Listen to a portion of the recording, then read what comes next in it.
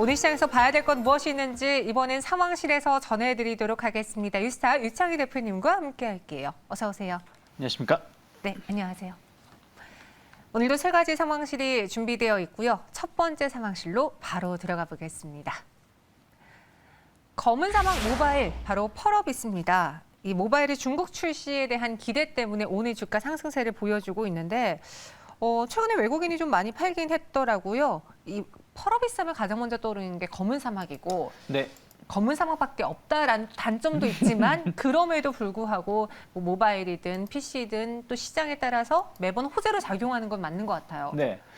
뭐 검은 사막밖에 없죠. 네. 근데 워낙 대박이에요. 그렇죠. 검은 사막 PC 버전이 큰 대박을 쳤고, 네. 그리고 이제 모바일 버전도 상당히 안정적인 매출세를 보여주고 있고, 또 이제 모바일 버전에서 이제 그 펄어비스가 약간 이제 착한 게임을 이거 한 3년 전부터 선도해 왔었던 부분들도 주목받고, 최근에는 이제 붉은 사막이라든지 또 도깨비, 뭐 신작에 대한 어떤 기대감들 계속 좀 이끌어가고 있다 생각을 좀 하고 있어서 작품은 많지 않지만 그 작품들이 다 현금 창출 능력이 뛰어나다라고 보시면 될 것 같고요.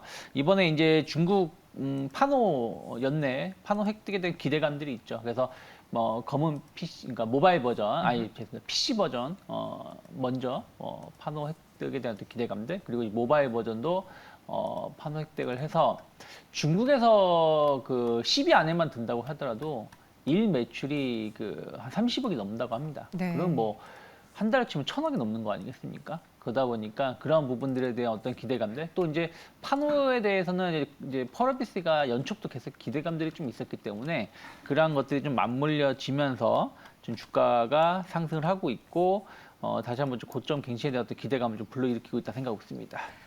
뭐 게임즈들의 경우에는 신작에 대한 기대 그리고 판호 발급 이런 것들이 네. 가장 크게 작용을 하잖아요. 근데 지금 검은 사막에 대한 이야기도 나왔고 또 흥행에 따른 기대감이 주가에 반영이 되었다면 앞으로 무엇을 봐야 될지, 여기서 계속 뭐 상위권에 랭크된다라는 뉴스를 우리가 팔로우해야 되는 건지 네.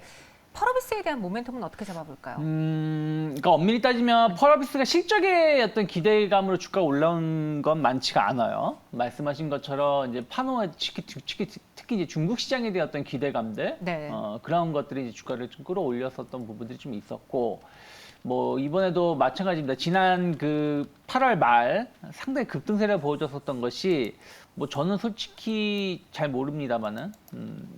제 취향이 아니라서 그럴 수 있겠습니다만 도깨비라는 이제 그 내년 하반기 정도 출시 기대감을 좀 갖고 있는 도깨비가 상당히 이제 메타버스, 가상현실 이런 거에 맞물리면서 네. 상당히 기대감을 보여주면서 주가가 올라왔고, 그 이후에는 좀 시장도 안 좋았었고 주가 모멘텀이 없는 상황에서 주가 조정이 나왔는데, 저는 뭐 3분기 실적에 대한 어떤 이제 흑자 전환에 대한 어떤 기대감들이 좀 주가를 끌어올릴 수 있다 생각을 좀 하고 있고, 또 신작에 대한 어떤 기대감들, 특히 이제 내년 초에 붉은 사막에 대한 어떤 기대감들이 계속해서 펄어비스의 주가를 좀 지지해 줄 수 있는 모멘텀이 될 수 있지 않을까 생각하고 있습니다. 네.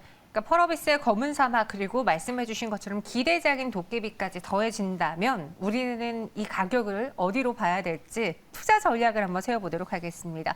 펄어비스를 갖고 계신 분들을 향해서 전략을 세워드리자면요. 네, 근데 이제 좀 이제 주요 이슈들이 좀 선반영된 측면이 좀 있어요. 네. 단기적으로 어찌되었든 8월 중순, 뭐 7월 달에 6월 달 그 주가가 6, 7만 원 하던 주가가 10만 원대까지 거의 50% 정도 올라온 상황에서 또 눌림이 나오고 올라오는 것이라서 단기 10만 원 돌파의 가능성을 좀 열어놓되 10만 원 정도 넘어가게 되면 서서히 비중을 축소하신 전략이 필요하지 않을까 생각하고 있습니다. 네, 10만 원 위에서는 비중 축소해보자 의견 주셨습니다. 펄어비스 오늘장 주가 흐름 알아봤고요. 이어서 두 번째 상황실로 넘어가 보겠습니다. 오프닝에서 원전주와 함께 자동차주 오늘 잘 간다라고 말씀드렸죠. 현대차를 포함해서 자동차주들의 상승, 그 배경에는 우리가 그토록 문제 삼았던 이 차량용 반도체 수급난이 드디어 해소될 수 있을까라는 우려에서, 그러니까 해소가 되지 않는다 해서 해소될 수 있지 않을까라는 기대로 바뀌면서 오늘 주가가 오르고 있거든요. 어떻게 보세요, 이슈에 대해서는? 해소될 것 같아요. 무슨 얘기냐면, 네. 그 제가 상반기에 한 5월 달쯤인가요? 근데 관련된 이제 종사자하고 식사를 할 일이 있었는데, 뭐 그때는 상당히 좀 뭐 쉽지 않다. 근데 한 3분기 정도 넘어가면 잘 해결될 것 같다라고 이렇게 말을 했었거든요. 그런데 이제 그 이후에 해결되지 않았죠. 그래서 이제 한 번 또 한 여름, 늦여름에 또 식사를 또 하게 됐는데, 생각했던 것보다 좀 지연되고 있다. 하지만 뭐 한 내년 정도 되면 뭐 해결될 것 같다. 뭐 해결까지 아니지만 좀 잘 될 것 같다라는 식으로 이제 표현을 하더라고요. 그분이. 그래서, 그런가 보다 했어요. 근데 이제 JP 모건에서 이제 얘기가 나오지 않았습니까? 지금 이제 차량용 반도체의 가장 그 생산 기지가 많이 있는 데가 이제 말레이시아인데, 말레이시아가 이제 백신 접종자가 적었는데 최근에 백신 접종률이 한 70%가 넘어가고 그러다 보니까 그 확진자도 많이 둔화되는 어떤 모습을 보여주고 있다는 것이죠. 그래서 한 4분기, 그러니까 지금 4분기죠. 연말부터는 정상적인 생산이 가능하다. 그러면 늦어도 내년 1분기, 내년 상반기에는 상당히 이런 부분들이 해소가 될 거라는 거죠. 현대차도 원래는 한 3분기 정도까지는 힘들고 4분기부터 좋아질 거라고 말을 했었습니다만은 그 이제 델타 변이 바이러스 때문에 좀 해소가 좀 지연된 거라고 보면 될 것 같아요. 그래서 저는 그런 측면에서 보신다라면 현대차 혹은 기아가 차가 인기가 없어서 판매가 저조한 게 아니거든요. 그렇죠. 예. 사고 싶어도 못 사죠. 사고 싶어도 못 사는 거죠. 생산을 못 해가지고 국내 판매가 줄어든 것이고 해외 판매는 계속해서 늘어나고 있는 추세가 이어가고 있기 때문에 그 늘어나고 있는 추세가 이어지고 있다는 뜻은 뭐냐면 교체 수요에 대한 어떤 그 수요는 계속해서 늘어나고 있고 발생되고 있고 거기에 약간 세단형도 안정적인 그 수요가 나오고 있다고 합니다. SUV만 차가 아니라 세단도 상당히 지금 인기가 많다고 해요. 그런데 다른 글로벌 완성차 업체는 약간 SUV에 좀 집중하는 경향이 있었는데 현대 기아는 SUV도 집중했지만 세단도 신차를 계속 꾸준히 출시를 했다는 것이죠. 그래서 그런 부분들 본다라면 저는 실적 안정화는 조만간 이루어질 수 있다 생각하고 있습니다. 네, 차량용 반도체 수급난이 해소될 것 같다. 이제 개선될 수 있다 이야기해 주셨고요. 오늘 현대차와 관련된 기사를 보니까 자율주행 실증 테스트 베드를 구축했다고 합니다. 자동차도 복잡해졌어요. 기술이 발전하면서 전기차 지나죠, 수소차 지나죠, 자율주행차까지 계속된 흐름을 쫓아가는 현대차입니다. 자율주행차를 향한 투자자들의 관심은 언제 좀 드리는 게 좋을까요? 사실 너무 빨리 봐도 힘들잖아요. 그쵸. 최근에 이제 삼성이 이제 그 자율주행 테슬라 차세대 모델 관련해가지고 핵심 반도체를 공급한다라는 얘기가 좀 있었고 그러다 보니까 자율주행 차량들이 좀 들썩였고 연초에 이제 애플카 이슈가 있으면서 또 자율주행 차량들이 들썩였는데 참 쉽지 않은 것 같아요. 그러니까 그 뭐라 그럴까요? 우리가 딱 전기차, 뭐 수소차 이런 것은 지금의 기술력 그러면은 한 1, 2년 정도 지나면 어떻게 되겠다라는 게 딱 나오는데 자율주행이라는 게 이게는 지금도 뭐 레벨 1이네, 2네, 3네 나오고 있지만 완벽한 자율주행은 아니지 않습니까? 특히 우리나라는 약간 이러한 부분들이 좀 뒤쳐져 있었다 보니까 관련된 종사 업계도 그 뭐라 그럴까요? 하드웨어 쪽만 조금 움직이는 부분들이 좀 있었습니다. 그래서 이번에 현대차가 자율주행 관련된 테스트베드 뭐 이런 센터 뭐 이런 것을 좀 만든다는 것은 상당히 앞으로 자율주행이 없으면 차량 판매가 쉽지 않겠죠. 그래서 그런 부분들에 대해서 긍정적인데 다만 이제 현대차가 주도할 것이냐 전 그건 아닌 것 같아요. 무슨 얘기냐면 삼성전자가 하드웨어에서 소프트웨어로 옴니라는 것을 한번 했다가 대폭망했어요. 현대차도 마찬가지입니다. 하드웨어 쪽을 잘하는 사람은 하드웨어 쪽을 집중을 해야지 소프트웨어까지 가려고 한다라면 쉽지 않을까 생각을 좀 하고 있어요. 그래서 소프트웨어 이제 그 자율주행 그 어떻게 보면 차량을 만들어서 테스트하기 위한 부분들이기 때문에 이 자율주행을 현대차에 묶어서 가기에는 조금은 부족한 이슈가 되지 않을까. 대신에 다른 자율주행 관련된 기업들, 뭐 소프트웨어 그런 기업들은 호재가 될 수 있다 생각하고 있습니다. 그러니까 현대차가 주가가 다시 프리미엄 받고 재평가받았던 대표적인 시기를 생각해 보자면 물론 애플카 이슈가 있었을 때도 있지만 수소하면 현대. 네. 그러니까 국내에서 수소 산업을 키우기 위해서는 현대차가 선두할 수밖에 없다라는 그 프리미엄을 가졌잖아요. 그쵸. 근데 자율주행 부분에서는 그만큼은 아닐 거다라는 그쵸. 이야기시죠. 네. 왜냐면은 이미 지금 자율주행하면 딱 떠오르는 게 테슬라.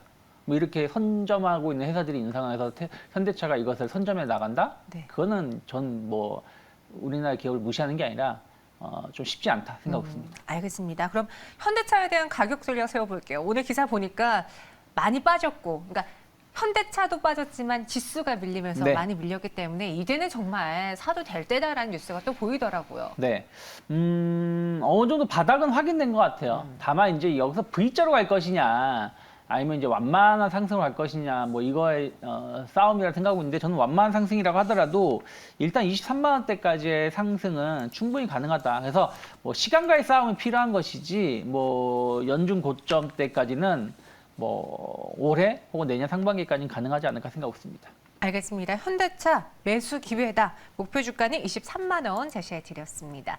이어서 마지막 상황실로 넘어가 볼게요. 오늘 경협주들도 상승세를 보였습니다. 그 안에서는 JST나를 대표적으로 볼 텐데 이제 북미 관계 개선에 대해서 우리가 생각해 볼 수 있는 게 오늘 미국이 이런 말을 했다는 거죠. 대북 적대 정책 없다를 강조했습니다.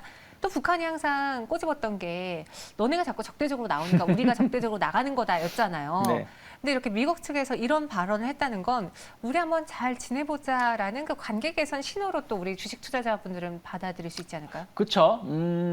이제 미국의 스탠스가 좀 변화가 되는 것이 네. 우리가 이제 그 문재인 대통령과 정상회담, 바이든 대통령과 정상회담 연초에 있었을 때부터 상당히 좀 유화적인 제스처, 그러니까 기존에 좀 강경 모드에서 조금 상대적인 유화적 제스처로 좀 변화가 되는 걸 시사를 좀 했었고 그때 말했던 게 뭐냐면 한국이 주도해라, 우리가 주도하지 않겠다.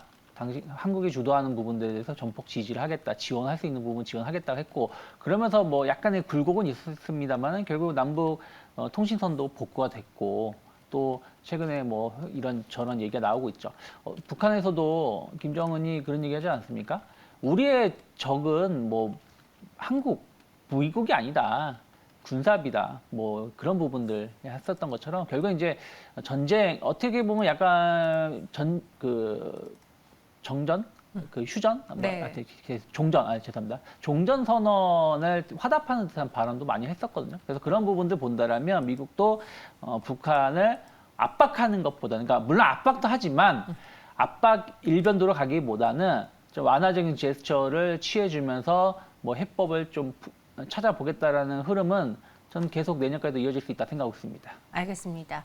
그럼 대북 관련주에 대한 투자 전략을 세워볼게요. 사실 이전에 그 갑자기 북한 측의 우호적인 발언이 나왔을 때만큼의 상승은 아니었어요. 네. 그때는 정말 우리가 왜 이러지 북한이 이런 이야기가 나올 정도로 주식시장에서 강하게 반응을 했었거든요.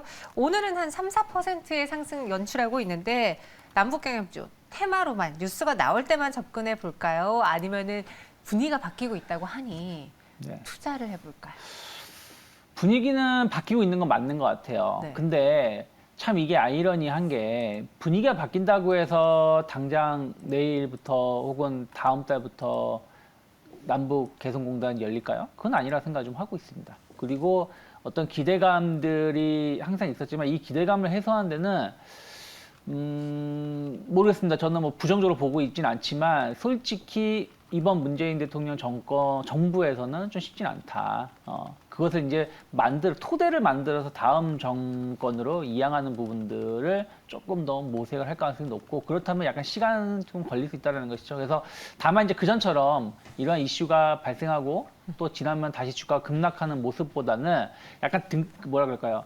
그 변동성, 부침 현상은 좀 있을 수 있겠지만 점진적인 우상향 일정을 좀 이어갈 수 있다. 그래서 약간의 조정이 나온다라면 한번 투자 관점에서 접근은 가능하지만 어떤 이런 이슈가 나왔을 때 추격 매수하기에는 연속성을 띠기가 아직까지는 좀 쉽지 않지 않을까 생각하고 있습니다. 그럼 오늘 다른 경협주 대비 JST나의 상승폭이 유독 큰 이유가 있을까요? 사실 뭐 아난티라던가 다른 신원, 한창 이런 종목들도 상승하고는 한데 JST나가 오늘 장중에 15% 넘게 올랐어요. 뭐 근데 그거는 이제 종목별로 흐름이 좀 다른 부분들이라서 네. 무슨 얘기냐면 오늘 그 경협 관련해 가지고 그 전력선, 뭐 송전 이런 관련된 종목도 많이 올랐거든요. 네. 그래서 그 어떤 이슈가 있는 부분들에 대해서 조금 더 많이 반응하는 기업이 있고 반응하지 못하는 기업들이 있는데 그런 거에 대해서 약간 추격 매수하기가 지금은 좀 쉽지 않다는 거죠. 다음번에 또 이제 이런 얘기가 나왔을 때는 또 아나티가 또 더 많이 올라갈 수 있는 부분들이다 보니까 네. 그냥 종목 한두 개를 딱 정해놓고 트레이딩 관점에서 접근하는 게 맞지 않을까 생각했습니다. 어차피 그들을 끌어올리는 건 단 하나의 소스이기 때문에 그쵸. 그 안에서 종목별로 움직임이 다르게 나타난다. 신원은 오늘 24% 급등하다가 현재는 10% 오름만 유지하고 있고요. 인디에프는 7.72% 상승하고 있습니다. 저희 지금 유찬희 대표님과 함께 꼭 인사드릴게요. 고맙습니다. 고맙습니다.